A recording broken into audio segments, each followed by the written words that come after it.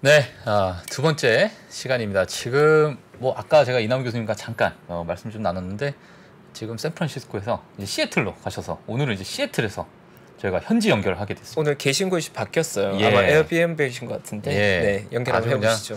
예, 제가 뭐 소개 시켜드리도록 하겠습니다. 자, 연세대학교 국제학대학원 이남우 교수님. 안녕하세요, 교수님. 네, 안녕하세요. 예. 잘 들리세요? 네, 선명히 잘 들립니다. 들립니다, 교수님. 반갑습니다. 네, 네, 반갑습니다. 사실 저는 뭐 저도 이제 미국에 조금 있어봤지만 미국과 한국의 차이는 저는 조명이라고 생각해요. 예, 그러니까 뭐 미국은 약간 간접 조명을 좀 많이 쓰고 한국은 약간 직접 조명을 많이 쓰는데 네, 아늑해 보입니다. 너무 아늑해 보이고 너무 좋습니다. 네. 저 분위기, 저 진짜 예. 우리 박 선생님 말씀이 맞는데, 예. 그러니까 여기 이제 그 시애틀 여기 에어비앤비는 다 간접 조명이죠. 그런데 이제 중국 사람들의 그 힘이 여기도 세지면서, 왜냐하면 이제 메인랜드 본토에서 중국 사람들이 투자 이민이나 이제 사업 이민을 많이 오잖아요. 예, 예. 그래서 이제 중국 사람들은 또 우리 비슷하게 천장에 밝은 조명 다는 걸 좋아합니다. 그래서 그 샌프란시스코나 그 베이에리아, 실리콘밸리 보면 요즘 새로 짓는 콘도, 그러니까 우리로 얘기하면 아파트들을 보면 그 천장에 이렇게 조명들 붙어 있는 것들이 일단 많이 나오고요. 그래요? 그러니까 그만큼 이제 중국 사람들 영향력이 세죠. 그다음에 이제 집을 매매할 때 매매가가 1.988. 그러니까 중국 사람들이 88을 좋아하니까 그래서 끝자리가 88이 붙는 것들이 되게 많습니다. 그래서 그러니까 미국 사람들도 그런 영향을 좀 많이 받는 것 같아요. 예. 그런 의미가 있군요. 988. 988. 네. 야, 진짜 참 대단합니다. 숫자에 대한 사랑. 네. 예. 알겠습니다. 교수님, 오늘은 저희 어떤 이야기로 시작하면 좋을까요? 크게 이제 세 가지를 준비했습니다. 네. 그래서 이제 첫 번째는 바로 전에도 커버를 하셨는데 이제 애플이 그 블룸버그 긴축 경영을 한다는 그 뉴스가 나와서 이제 어제 오후 한 1시 이후로 애플 주가도 한 2% 이상 급락을 하면서 시장을 다 끌어내렸잖아요. 네. 그래서 이제 그 진실이 무엇인지 항상 이제 우리 팩트를 정확하게 체크해야 되니까, 그래서 그 뉴스 때문에 빠졌는지 아니면 이면에 다른 뭐가 있는지 이제 그 얘기를 먼저 말씀드리고, 네. 두 번째는 제가 이제 지난주에 제 그 영상에 두 개를 올렸었어요. 그래서 미국 증시 하반기 바닥을 찍는다. 그래서 상당히 뭐 좀 센 콜을 제가 했는데, 예. 그 아무래도 지금 시장이 기로에 있고 투자가들이 저희 청취자분들이 많이 그 혼돈을 지금 하시니까 요것이 되게 중요한 그 내용 같아요. 그래서 그 중요한 슬라이드를 제가 몇 개를 보여드리고 네. 이제 마지막으로는 이제 화요일 날은 우리 넷플릭스랑 존슨앤존슨이 실적을 발표하고 수요일 날은 우리 서학개미 보유 1위 테슬라 실적 발표하잖아요. 그래서 이제 그 기대감이 많이 내려왔습니다. 그래서 이제 주가가 $700 초반대인데 우리가 뭐 한 5가지, 6가지를 꼭 체크해야 되는 것을 우리 실적 발표될 때 한번 저희 청취자분들도 구독자분도 같이 한번 그런 내용을 한번 살펴보면 어떨까 그래서 이렇게 정리를 해봤습니다. 네, 알겠습니다. 일단 뭐 애플의 긴축 경영, 뭐 투자도 줄이고 뭐 여러 가지 이야기를 좀 했는데 뭐 사실 애플 외에도 뭐 많은 기업들이 최근에 이런 감원 뉴스가 좀 많이 있잖아요. 이게 계속 그렇죠. 이게 뭐 다른 기업들로 계속 이제 도미노처럼 옮겨갈지가 또는 이것 때문에 또 경기 침체에도 우려가 많이 있을 것 같은데 뭐 어떻게 보고 계시나요, 교수님? 그러니까 우리 이제 첫 그 페이지 그 어제 애플 주가를 한번 보시면 어제 뭐 애플 주가도 그렇고 시장 전체로 오전에 되게 좋았습니다. 그러니까 저는 이제 미국에 있으니까 외출을 하지 않을 때는 이제 뭐 CNBC나 블룸버그를 켜놓고 이제 아침부터 장 끝날 때까지 쭉 보는데 어제 오후 1시 넘어서 이제 블룸버그 뉴스가 나왔죠. 그래서 애플이 긴축 경영을 특히 인원 감축을 계획하고 있다. 그래서 이제 내부자들 애플 그러니까 공식적으로 회사가 발표한 건 아니고 이제 애플 내부 관계자들을 인터뷰한 것을 이제 기사로 실었고 그게 이제 총매가 돼서 애플 주가가 플러스에서 이제 마이너스 한 2% 갑자기 돌아서고 시장을 전체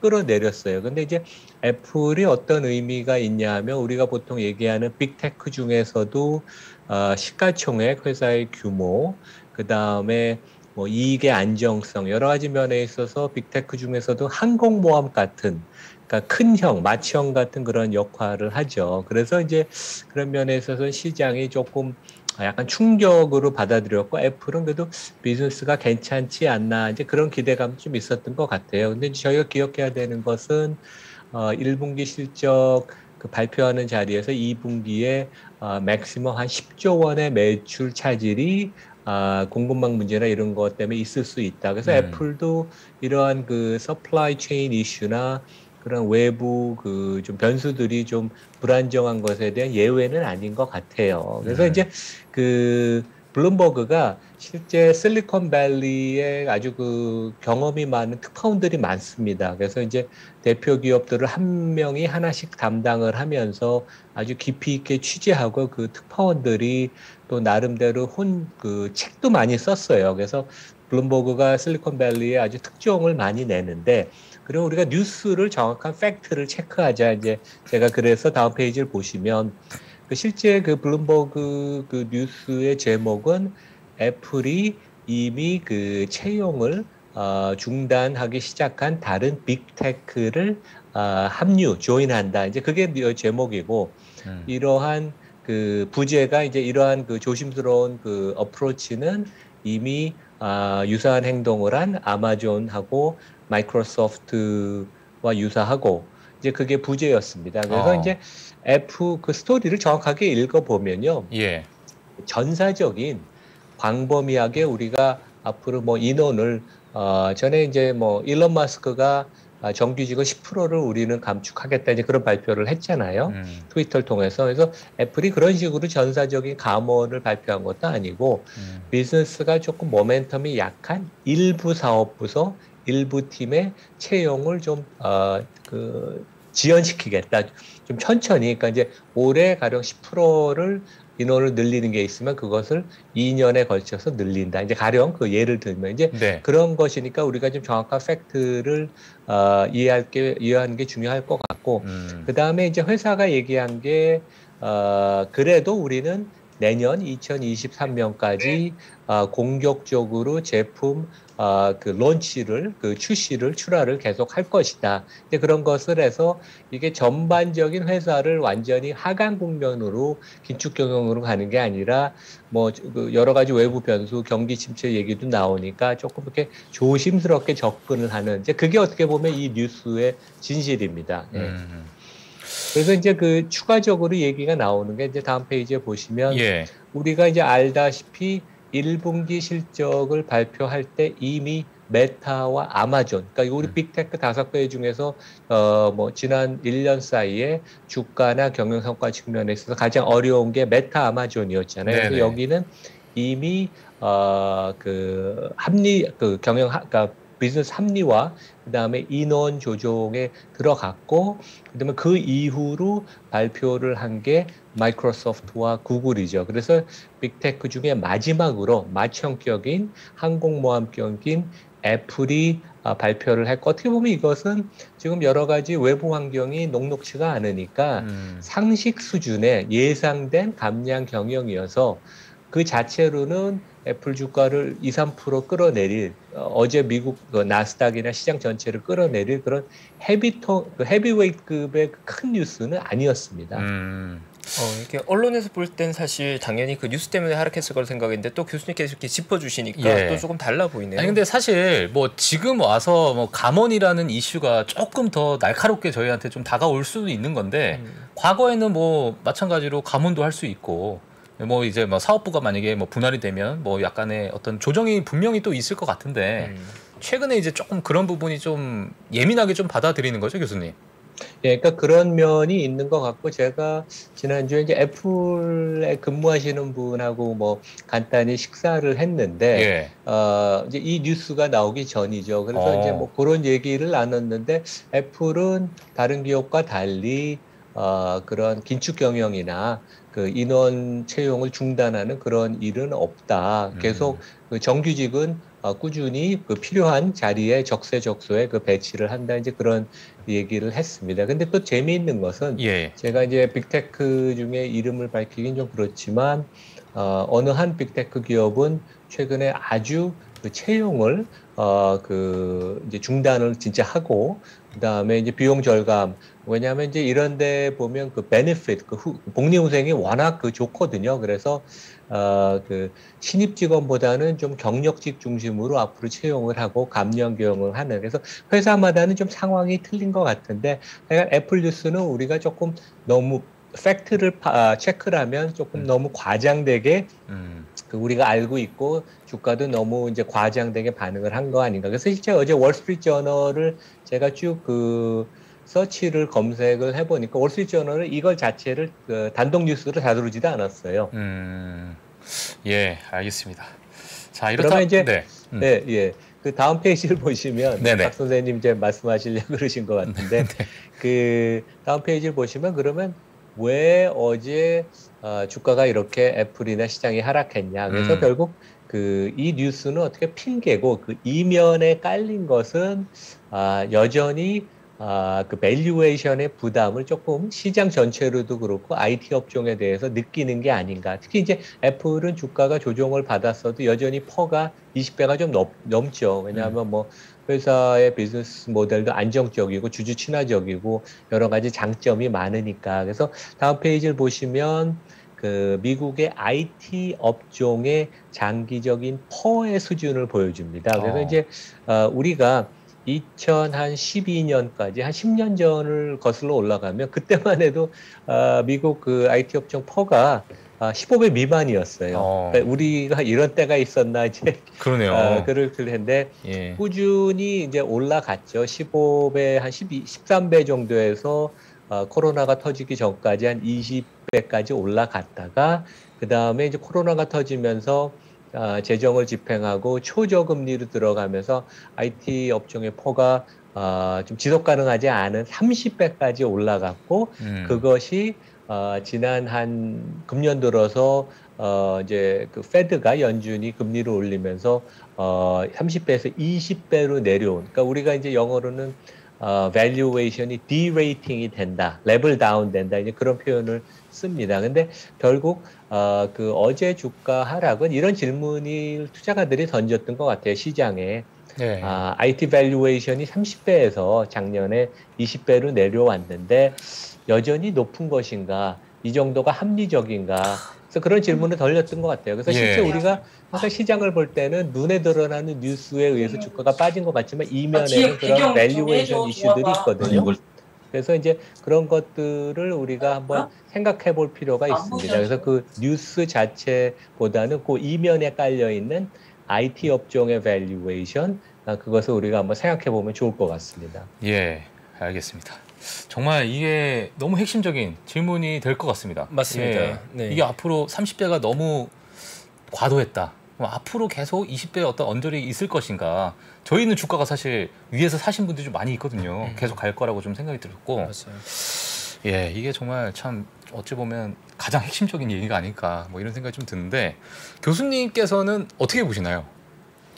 그러니까 저는 뭐 그 이제 제가 두 번째 준비한 그 네. 주제가 네. 하반기 미국 주가 이제 바닥 찍는다 이제 그런 그렇죠. 얘기를 했던 것처럼 미국의 그 IT 업종 여기는 보면 뭐 빅테크 소프트웨어 플랫폼 기업들이 가장 큰 비중을 차지하는데 그 비즈니스 모델이나 경쟁력 그 다음에 그 향후 성장할 수 있는 가능성을 보면 제 생각에는 한 20배 정도 펄을 네. 주는 것은 무난한 게 아닌가. 무난하다. 왜냐하면 실제 우리가 국내에서 삼성전자가 지금 6만 원대면 매력적이지만 대만에 우리 그 바다 건너 대만의 TSMC와는 또 밸류에이션 차이가 있거든요. TSMC는 13배인데 6배와 그러니까 8배, 9배 삼성전자와 TSMC 한 13배의 차이는 어느 정도 합리적인 것처럼 미국의 IT 업종은 세계를 주도하는 그 지배적인 그 영향력이 있고 경쟁력이 있는 회사들이 많기 때문에 예. 저는 이제 빠질 만큼 많이 빠진 것 같은 생각은 듭니다. 예. 그리고 이제 기업들이 또 이렇게 그 여전히 이익이 한 마진 기준으로 한 20, 30%씩 나는 회사들이 자체적으로 이렇게 벌써 그 선제적으로 감량 경영을 한다는 것은 기업이익의 그 하방 경직성을 좀 만들어주는 거거든요. 예. 그리고 실제 알파벳 같은 데가 이제 얼마나 사람을 많이 뽑았냐면 알파벳이 정규직이 한 15만 명이 넘는데 작년만 27,500명을 뽑았어요. 그러니까 너무 사람을 공격적으로 지난 2, 3년 동안 모든 빅테크들이 너무 많이 뽑아서 그 인원을 제대로 좀 활용하는 게 더 중요하니까 이러한 의사결정을 하고 이제 그런 뉴스가 나온 것 같습니다. 예. 사실 과거에 이남 교수님께서 나오셨을 때 이제 오늘 말씀해 주시겠지만 4월 달에 한창 어찌 보면은 그래도 괜찮았던, 네. 예, 좀 견고했었던 그때 이제 이남 교수님께서는 이제 이 부분이 정상화로 돌아갈 것이다 이렇게 말씀을 해주시면서 이제 어느 정도 이제 바닥, 뭐 물론 이제 바닥이라는 건 잡을 수 없겠지만은 예, 그런 이제 좀 이제 그 퍼가 좀 내려가는 예, 그런 의견을 좀 내주셨거든요, 교수님께서. 예, 그래서 제가 이제 지난주에 이제 영상을 2개를 올렸는데 다음 페이지 보시면 이제 제목이 일부는 이제 매크로 관점에서 하반기 미국 주가가 바닥을 찍는다는 얘기, 그다음에 2부는 좀 더 상세하게 업종하고 종목 전략을 이제 어떻게 갖고 가면 이제 좋겠느냐 이제 그런 얘기였는데 요것을 위해서 근데 이제 제가 그런 생각은 들어요. 그러니까 이제 투자를 저희가 하는데 지난 한 6, 7개월은 너무 우리가 이제 매크로에 휘둘려서 뭐 미국 금리 정책, 환율, GDP 성장률에 사로잡히는데 이게 솔직히 건전하지는 않거든요. 근데 이제 워낙 투자가들이 왜냐하면 그것보다는 이제 좋은 업종, 좋은 종목을 찾아서 장기 보유하는 게 중요한데 형편인지라 제가 이제 시장 얘기를 그 전반적인 그 지수 방향 얘기를 하겠습니다. 그래서 일단은 이제 우리가 요것을 챙기기 위해서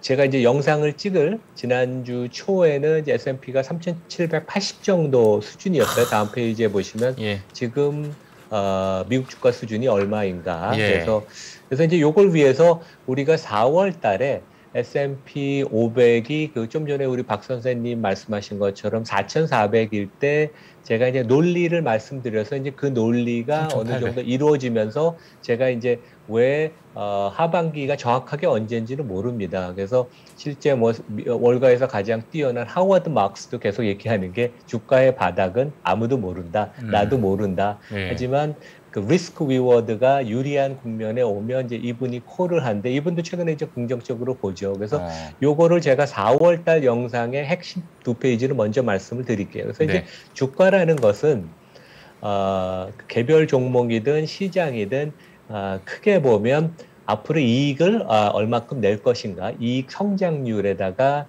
적정 펄을 곱하는 거죠. 그래서 어떤 기업이 앞으로 5% 성장하는 기업과 매년 10%, 20% 성장하는 기업들은 그 밸류에이션이 틀려야 될 거 아니에요. 그래서 이제 고성장하는 기업들한테 프리미엄을 줘야 되고, 그 다음에 추가로 거버넌스가 좋은 데들, 그 다음에 이익이 좀 더 확실하게 보이는 데 같은데 프리미엄을 받고, 아울러서 이제 금리의 변수이기도 합니다. 그래서 이제 4월 달에는 그 당시만 해도 이제 퍼가 여전히 20배였어요. 근데 이제 우리가 다 알았던 것은 금리가 이제 빠르게 많이 올라갈 것을 해서 이제 제가 그 당시에 얘기를 했던 게 보수적으로 올해 미국 시장이 기업이익 증가가 없고 퍼를 20배에서 좀 낮춰서 18배를 잡으면 이제 3,800이 된다. 그래서 이제 우리가 이제 3,800까지 왔는데 요 얘기는 제가 뭐 대충 맞힌 것 같은데 이제 틀린 거는 제가 또 이제 한국 시장이 이미 많이 그 당시에 빠져서 한국 시장이 좀 덜 빠질 것 같다 그랬는데 미국 한국 주가 같이 빠졌죠.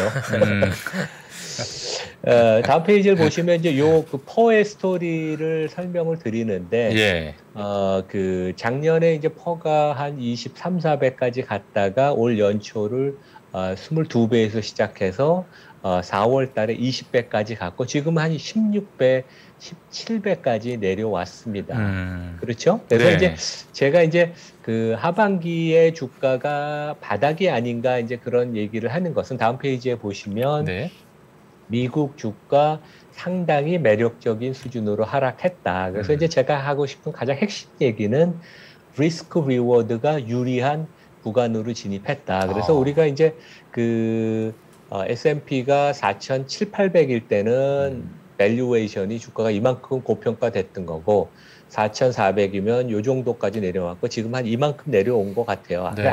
진 바닥은 아닐지 모르지만 네네. 우리가 바닥을 정확하게 모르기 때문에 지금부터는 주식을 팔 때가 아니라 긍정적으로 봐야 되는 국면이다. 그래서 그 베이스 케이스, 그러니까 기본적으로 제가 생각하는 것은 2분기 실적이 다 나오면 우리가 알겠지만 그 컨센서스보다는 좀 보수적으로 올해 이익이 한 5% 증가하고 그 다음에 경기 침체가 없다고 저는 생각을 하니까 그러니까 아니면 아주 마일드한 그 경기 침체가 있을지 모르지만 그래서 내년에도 이익이 한 5% 증가하고 그 목표 펄을 한 17배를 곱하면 S&P가 한 3,900 정도 나옵니다. 그래서 이제 지금 수준이 바닥권이라는 것을 보여주는 거고, 예. worst case 우리가 이제 항상 그 리스크 관리 관점에서 잘 안 될 경우에 얼마만큼 빠질 수 있나 여기에서 가정은 올해 EPS는 뭐 비슷하게 5% 증가하지만 내년에는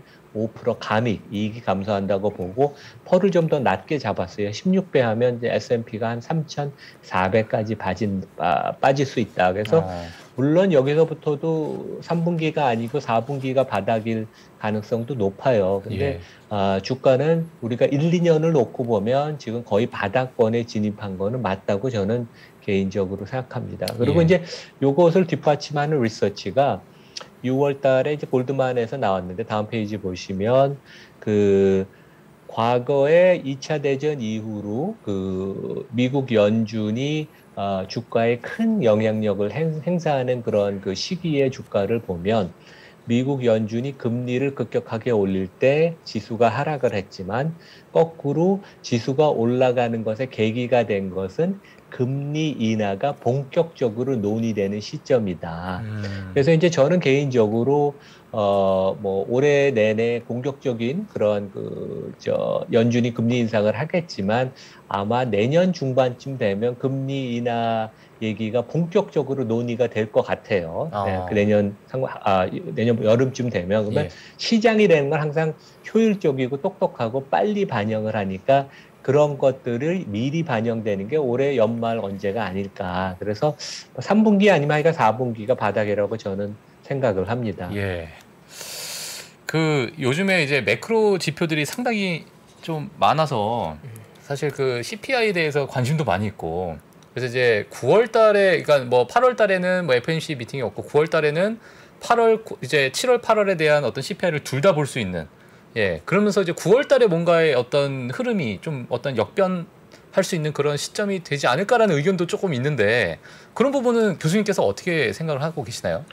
그러니까 지금 이제 그 성장률, 그 다음에 CPI, 그 다음에 이제 그 월가랑 그 연준이 제일 많이 보는 게 이제 고용시장이죠. 그러니까 지금은 고용시장. 경기 침체로 그 행정부, 중앙정부나 그 전문가들이 보지 않는 이유가 고용시장이 거의 완전 고용 비슷하니까요. 3.6% 실업 6이니까. 근데 이제 요 부분이 좀 꺾이기 시작하는 것 같아요. 그리고 이제 제가 그동안 말씀드린 것처럼 주택 시장이 꺾이는 거에 대한 공감대는 이제 100% 형성이 된 것 같습니다. 그래서 이제 경기가 이미 둔화되기 시작했는데, 근데 이번에도 제가 이제 차를 몰고 그 샌프란시스코에서 여기 시애틀 오면서 그 시애틀 근교에 오니까 길이 너무 많이 막히고 고속도로에 차가 많더라고요. 그래서 뭐 어떻게 보면 지난 2년 동안 여행을 못 가서 가족 단위로 그 여행을 계획을 했던 걸 그냥 무조건 강행하는 그런 것도 있지만 여전히 하여간 경기는 상당히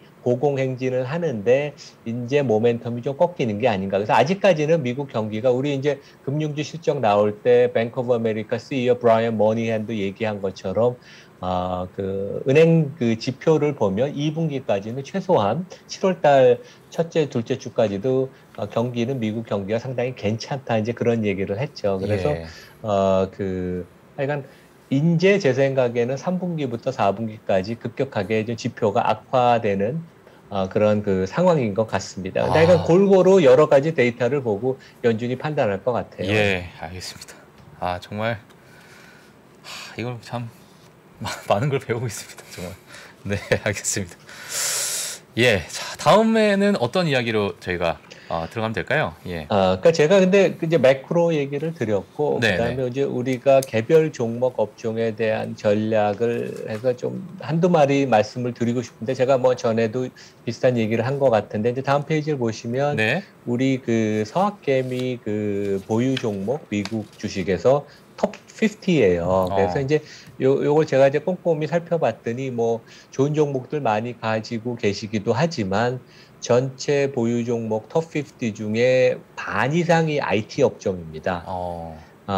그리고 이제 그 특징이 레버리지 인버스 ETF가 되게 많아요. 그러니까 50개 중에 한 6개, 7개 되더라고요. 근데 진짜 이 레버리지라는 것은 가장 리스크 관리를 잘하는 헤지펀드도 아주 조심스럽게 사용하고, 인버스라는 거는 기본적으로 주가는 장기적으로 올라가는데 시장과 거꾸로 가는 거니까 우리가 좀 너무 그 리스키한 투자를 하지 않나 그런 생각이 들고, 그다음에 이제 말씀드린 것처럼 IT 비중이 좀 너무 과도한 것 같고, 반면에 이제 금융주가 아마 좀 회복을 보일 것 같아요. 2분기 실적이 시장 기대 수준이 워낙 내려와서 뭐 무난했습니다.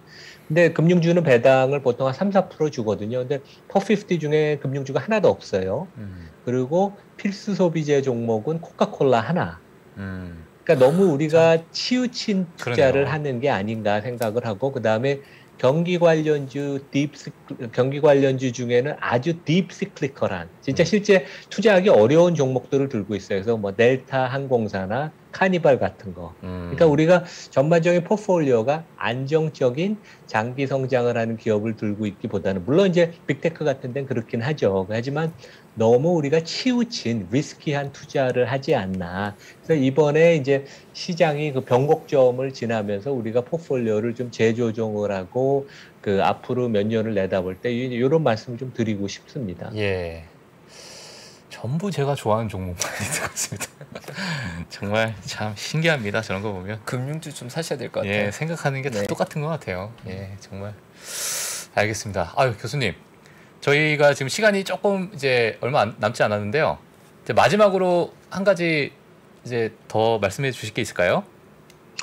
그러면 제가 이제 끝에 네네. 그 여기 15페이지 시장 회복 초기 국면의 투자 유망 종목. 그래서 하반기에 주가가 바닥을 치고 시장이 바닥을 치고 회복을 보인다면 가장 빨리 움직일 게 자동차 주식입니다. 그래서 우리가 미국 데이터, 전 세계 데이터를 보면 지난 50년 데이터를 가령 보면 경기가 회복되는 국면, 꼭 꺾이는 국면에서 자동차 수요가 먼저 선행해서 움직여요. 그래서 이미 GM 포드는 주가가 올해만 50% 빠져서 항상 경기에 선행을 자동차 주식을 하니까 한번 보셔야 될 것 같고, 빅테크, 테슬라, 그다음에 반도체에선 엔비디아, TSMC, 쏙스 반도체 ETF죠. 그다음에 금융주가 너무 많이 빠진 것 같아요. 그리고 경기 침체가 오지 않는다면 좋을 수가 있습니다. 그리고 한국 기업 중에 상장된 쿠팡이 유리해 보이고, 마지막 페이지 제가 설명을 드리면 우리가 수급 측면에서도 봐야 돼요. 그래서 그 미국 초대형 뮤추얼 펀드들 여기가 보면 지난 1, 2년 동안 빅테크, 테슬라, 엔비디아 이런 것을 엄청 언더웨이스로 계속 갔어요. 그래서 실제 우리 시장이 많이 빠진 것도 초대형 펀드, 뭐 피델리티건, 뭐 티로건, 뭐 웰링턴이건, 뭐 캐피털이건 이런 큰 초대형, 그러니까 조 단위로 운영하는 데들이 빅테크, 테슬라, 엔비디아를 줄여왔고, 이런 펀드들이 가장 언더웨이트한 톱 10 종목, 가장 많이 비중을 적게 갖고 있는 게 애플, 테슬라, 마이크로소프트, 아마존, 버크셔 해더웨이, P&G, 존슨 앤 존슨, 엔비디아, 엑슨 모바일, AT&T. 대부분 다 빅테크, 테슬라, 엔비디아죠. 그래서 장이 회복을 하면 당연히 헤지펀드, 패스트마니는 따라가겠지만 이런 큰 펀드들도 비중이 적게 들고 있으면 그 언더퍼폼을 많이 하니까 이런 종목들을 따라가면서 살 수밖에 없어요. 그래서 정확하게 언제 우리가 바닥인지 모르겠지만 장이 돌았으면 큰 펀드들이 아주 적게 들고 있는 이런 초대형 종목들을 살 수밖에 없고 시장을 리딩할 수밖에 없습니다. 수급 측면도 제가 말씀을 드렸습니다. 예, 알겠습니다. 아유. 정말 요즘에 이제 여러 시장의 어떤 순환기 이런 거에도 관심이 많으신데 시장 회복 초기에 국면할 때 자동차가 어떤 경기에 선행을 한다. 또 그 테슬라, 빅테크, 자 이러한 투자 유명 종목까지 너무 감사합니다 교수님. 보통 기관들이 이렇게 많이 못 들고 있는 걸 국내에서 보던 빈집털이라고 해서 기관들이 비어 있을 때 들어가고 나중에 기관이 따라 들어오면서 주가가 오르는 게 있는데 이 글로벌에도 이런 게 있군요. 언더웨이. 네. 빈집 털기. 네. 알겠습니다. 자, 이남우 교수님은 다음에는 또 어디에 계실지, 시애틀에 계실지, 샌프란시스코에 계실지, 뭐 LA 계실지, 또 그 재미로 또 다음 주에 또 한번 뵙도록 하겠습니다. 네, 다음 주도 시애틀에 있습니다. 알겠습니다. 지금까지 연세대학교 국제학대학원 이남우 교수님이셨습니다. 감사합니다, 교수님. 네, 감사합니다. 네, 감사합니다, 교수님. 미국, 중국, 러시아 이런 나라들의 움직임에 대해서는 관심이 어느 정도 생겼는데 거기에서 우리는 과연 뭘까? 우리는 체스판의 말이 아니다라는 생각을 좀 해야 좋겠어요. 어떻게 생각하세요? 우리 편 누굴까를 좀 더 고민할 수 있지 않을까 싶어요. 뒤집어 질문을 해보면 그러면 아시아에는 우리 친구가 있을까요? 제가 지구본 연구소 진행하면서 사실은 되게 마음에 걸리는 이만한 짐이 하나 있어요. 우리 옆에 있는 동남아를 내가 모른다. 우리가 처해 있는 아시아라는 지역을 자꾸 방관하고 유럽이나 미국의 어떤 시각에 맞춰가지고 그런 이제 개별적인 지식 이런 것들이 묶여가지고 큰 흐름들을 만들어내는 이야기, 그런 경험.